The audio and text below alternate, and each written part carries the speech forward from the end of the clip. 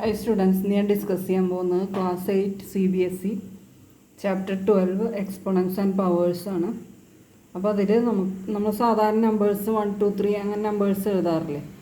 അപ്പോൾ അതുപോലെ തന്നെ ചില കാര്യങ്ങൾ ചില നമ്പേഴ്സ് നമുക്കിങ്ങനെ റെപ്രസെൻ്റ് ചെയ്യാം. 2 raised to 3, അതായത് ഈ 2ൻ്റെ മോൾ ഭാഗത്തായിട്ട് റൈറ്റ് സൈഡിൽ നമ്മൾ നമ്പർ എഴുതുക. അപ്പോൾ അങ്ങനെ എഴുതുന്ന നമ്പേഴ്സിനെ നമ്മൾ എക്സ്പോണൻസ് എന്ന് പറയും, പവേഴ്സ്.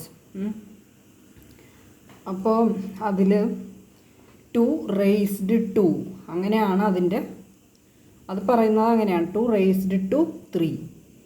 ഓക്കെ, അപ്പോൾ 2 raised to 3 എന്ന് പറയും, അല്ലെങ്കിൽ നമുക്കിതിനെ 2 cube എന്നും പറയാം. അപ്പോൾ അങ്ങനെ പറയുന്ന നമ്പേഴ്സാണ് നമ്മുടെ എക്സ്പോണൻസ് ആൻഡ് പവേഴ്സ്.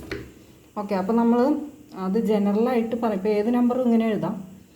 അപ്പോൾ അതിൽ ജനറലായിട്ട് പറയുന്ന ഒരു ഫോം ഉണ്ട്, അതാണ് എ റേസ് ടു എൻ. അപ്പോൾ എ എന്ന് പറഞ്ഞാൽ ബേസാണ്, എൻ എന്ന് പറഞ്ഞാൽ എക്സ്പോണൻ്റാണ്, അല്ലെങ്കിൽ പവർ എന്നും പറയാം. എൻ എന്ന് പറഞ്ഞാൽ അതിൻ്റെ പവറാണ്, അല്ലെങ്കിൽ അതിൻ്റെ എക്സ്പോണൻ്റാണെന്ന് പറയാം. അപ്പോൾ ഈ എയും എന്നും അങ്ങോട്ടും ഇങ്ങോട്ടും കൺഫ്യൂസ്ഡ് ആവരുത്. ചില കുട്ടികൾ ബേസ് ഏതാണെന്ന് ചോദിച്ചാൽ അപ്പോൾ എൻ എഴുതും. താഴെ എഴുതുന്ന നമ്പറാണ് നമ്മൾ ബേസായിട്ട് എടുക്കുക. അപ്പോൾ ഇത് 2 raised to 3 ആണ്. ഓക്കെ, അപ്പോൾ ഇനി നമുക്ക് അടുത്ത ഇത് നോക്കാം, പ്രോബ്ലംസ് ചെയ്ത് തുടങ്ങാം.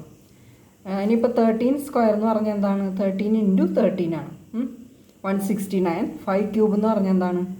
5 3 ടൈംസ് എഴുതുക, 5 × 5 × 5. അതിന് ശേഷം നമ്മളിതിനെ പെയർ ചെയ്യുക. എങ്ങനെ? 2 നമ്പേഴ്സ് താഴെ വരയ്ക്കുക, എന്നിട്ട് അത് ഇൻറ്റു ചെയ്ത് എഴുതുക, ഇൻറ്റു 5 എന്ന് എഴുതുക. ഇത് മൾട്ടിപ്ലൈ ചെയ്താൽ മതി. അപ്പോൾ നമുക്കിതിൻ്റെ ആൻസർ കിട്ടും.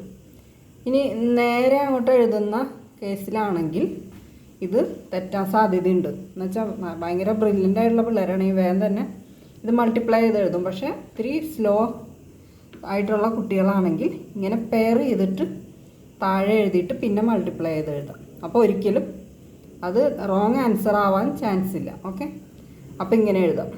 പിന്നെ 2 raised to 4, 2 4 ടൈംസ് എഴുതുക, കണ്ടോ? എന്നിട്ട് പെയർ ചെയ്യുക. അങ്ങനെ പെയർ ചെയ്തിട്ട് ഇങ്ങനെ എഴുതുക, എന്നിട്ട് അത് ഇൻറ്റു ചെയ്ത് എഴുതുക. Okay, 11 square, 11 × 11 121. ഇനി -3 ക്യൂബ്, ഏത് നമ്പറും നെഗറ്റീവ് നമ്പറും പോസിറ്റീവ് നമ്പറും ഒക്കെ നമുക്ക് ഇങ്ങനെ എഴുതാം. അപ്പോൾ -3 × -3 3 പ്രാവശ്യം എഴുതാം, പെയർ ചെയ്യുക, നെഗറ്റീവ് ഇൻറ്റു നെഗറ്റീവ് പോസിറ്റീവാണ് കിട്ടുക. അപ്പോൾ നമുക്ക് ഇങ്ങനെ മൾട്ടിപ്ലൈ ചെയ്യുമ്പോൾ ആൻസർ കിട്ടും, കണ്ടോ? ഇനി എന്താണ്? -1 raised to 6. അപ്പോൾ അതിൽ 6 പ്രാവശ്യം -1 എഴുതാം. ഓക്കെ, അപ്പോൾ 6 പ്രാവശ്യം -1 എഴുതി അത് ഇൻറ്റു ചെയ്യുക. അപ്പോൾ -1 × -1 എന്ന് പറഞ്ഞാൽ +1 ആണ്. അപ്പോൾ ഇങ്ങനെ ഓരോന്ന് പെയർ ചെയ്യുമ്പോൾ 1 1 1 കിട്ടും, ആൻസർ 1 കിട്ടും. Okay, thank you.